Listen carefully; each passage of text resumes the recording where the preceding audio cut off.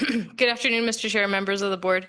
Yeah, I hope everybody enjoyed the moisture this weekend. It didn't result in much accumulation in the metro area, but it did contribute some to accumulation in the watershed, but it was far from sufficient to improve the water supply outlook for the Middle Rio Grande Valley this year.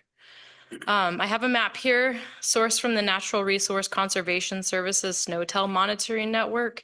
It illustrates snowpack conditions throughout the basin, and generally they're well below average for this time of year.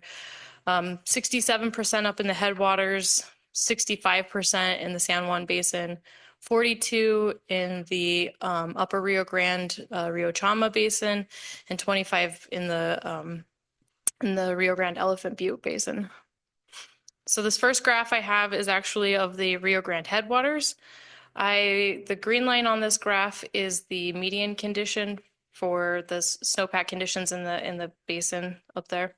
And the black line is the 2024 where we are, or 2025 where we are this year. And then that pink line actually shows 2018.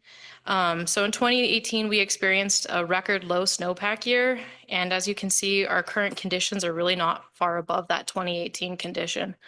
So as of today, snowpack in the Rio Grande headwaters is, like I said before, 67% of median for this date. The next snowpack graph I have is of the Rio Chama Upper Rio Grande region, where conditions are also below the median for this time of year. In this graph, the green line is also median, black line is also a 2025 condition, and then that pink line is the 2018 condition. And as you can see, we've actually been down up until this past weekend, we were actually very close to that 2018 condition. And we're a little bit above it after that snowstorm, but still very low snowpack conditions. So given the sizable compact dat and the fact that combined storage in Elephant Butte and Caballo reservoirs is below 400,000 acre feet, Article 7 and 6 compact restrictions on native Rio Grande storage remain in effect for 2025. Native Rio Grande water is water originating within the Rio Grande Basin, and that water is subject to the rules of the Rio Grande Compact. The only storage water that will be available to the MRGCD in 2025 will be our 2025 San Juan Chama allocation and a small carryover from our 2024 allocation. Unlike native Rio Grande water, San Juan Chama water, which is imported from the San Juan Basin in Colorado, is not subject to compact restrictions, and that can be stored even when native water cannot. A full San Juan Chama allocation is 20,900 acre feet, and based on the February 1 snowpack conditions, the 2025 San Juan Chama allocations are expected to be 45% of a full allocation, or approximately 9,400 acre feet, which is equivalent to just under 12 days of water at a 400 CFS release. So it's not a tremendous amount of water to work with.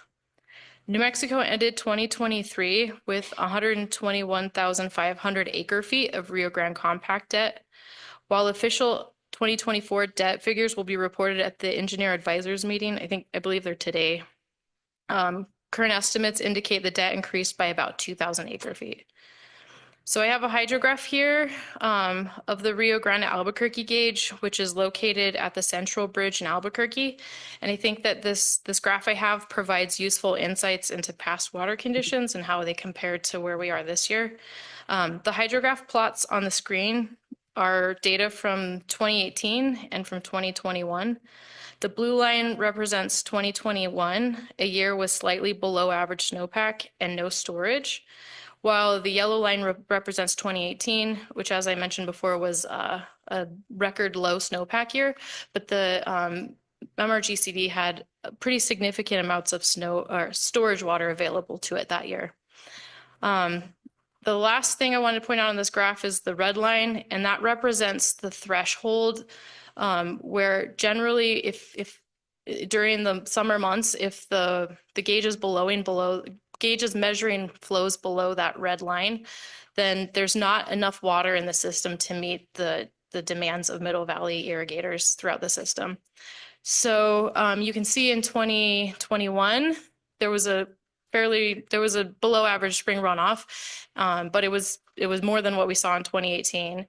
And after spring runoff was over, without the ability to release water to augment flows, you really just saw that water supply conditions lived below that red line for much of the summer.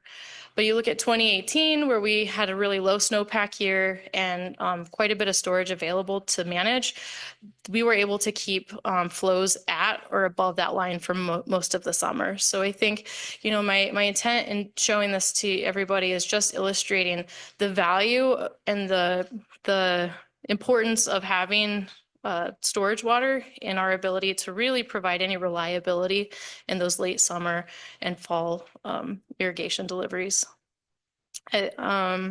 However, so without storage, summer and fall water availability will remain as uncertain, as MRGCD will be reliant on summer rain events to continue delivering water to farmers after spring runoff has ended.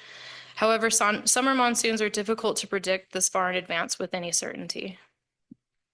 The seasonal outlook for March, April, and May suggests that the watershed will experience above average temperatures and below average precipitation. And then looking ahead even to the summer outlook, the basin's likely to see above average temperatures, and it looks like equal chances for above or below average precipitation for June through August. So I don't know, I'll take that, that equal chances. It's different than what we've been seeing. So in summary, MRGCD will have only a small amount of water available to augment river flows when natural river flow is insufficient to meet the needs of Middle Valley farmers and their crops. Due to poor snowpack conditions throughout the basin, MRGCD may need to release this water earlier than usual. Once all available storage water is depleted, we will once again be reliant on summer rain events to support irrigation deliveries for the remainder of the season. Farmers should anticipate limited irrigation availability once spring runoff ends and MRGCD has exhausted its San Chama water supply. And with that, I will stand for questions.